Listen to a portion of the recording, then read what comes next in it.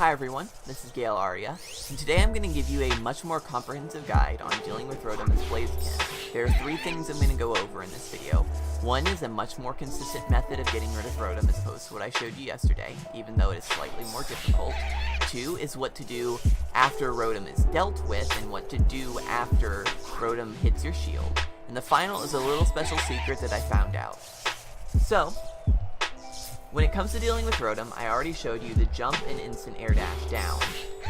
It can be awfully specific and a very, very tight timing, which makes it very finicky and inconsistent to use in a match. Basically, just getting hit by Rotom but without the restand more often than not. But there is a way to deal with it more consistently and more effectively that makes sure that you will block it 10 times out of 10 as long as you don't fail the inputs. And that is using a high jump kick cancel.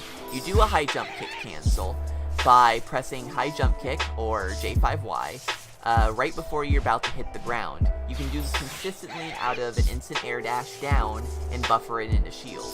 It has much less landing lag than a normal instant air dash down, and thus can get you the Rotom proc and the shield much more consistently. If you do it too high, you'll go into a normal high jump kick, and if you do it too late, you're just going to have the normal instant air dash down.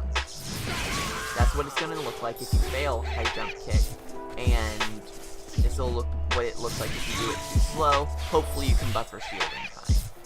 But if you do it correctly, you'll be able to shield it every single time without fail. It's a simple stagger of the button inputs of jump, air dash down, into the high jump kick cancel. The second thing I want to talk about is what to do after you block Rotom.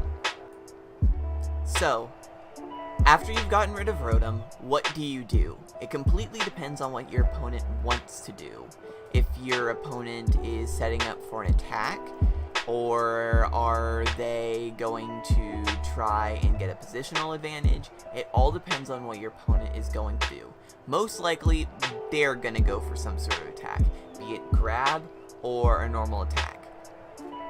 Basically, you just want to know what your opponent's going to do based on their character and their general play characteristics. So, if it's against a Darkrai, you're gonna know they're also gonna want to go into Bad Dreams Rising. I don't know how to do those combos, so I'm just gonna have them do it raw. So you've been hit by Rotom. They're gonna try and Dark Void you. It's that simple. It's gonna happen.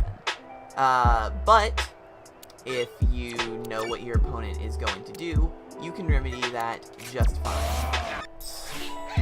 Simply go for your high jump kick cancel. Predict what your opponent is going to want to do. And make them do anything you want. As long as you predict correctly, you'll always have the advantage. Objectively in frame data, your opponent has the advantage. They are still able to freely move around while you will be in shield stun. They'll be able to get a positional advantage or frame advantage depending on what they do next, what they hit your shield with, etc. So it is an important thing to keep in mind, but you do have a major surprise factor. The final thing I want to go over is that little secret I talked about at the end.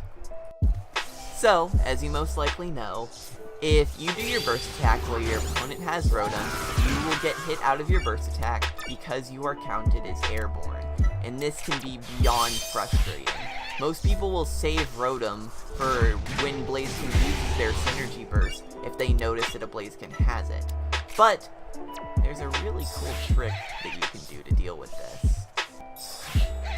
Simply do your normal instant air dash down high jump kick cancel, but instead of going into shield, you're going to want to go into burst attack. And you will iframe through Rotom and hit your opponent with a burst attack. This will stuff out any option they go for that isn't shield. It's incredible. And even if you do hit their shield, you've got yourself some frame advantage.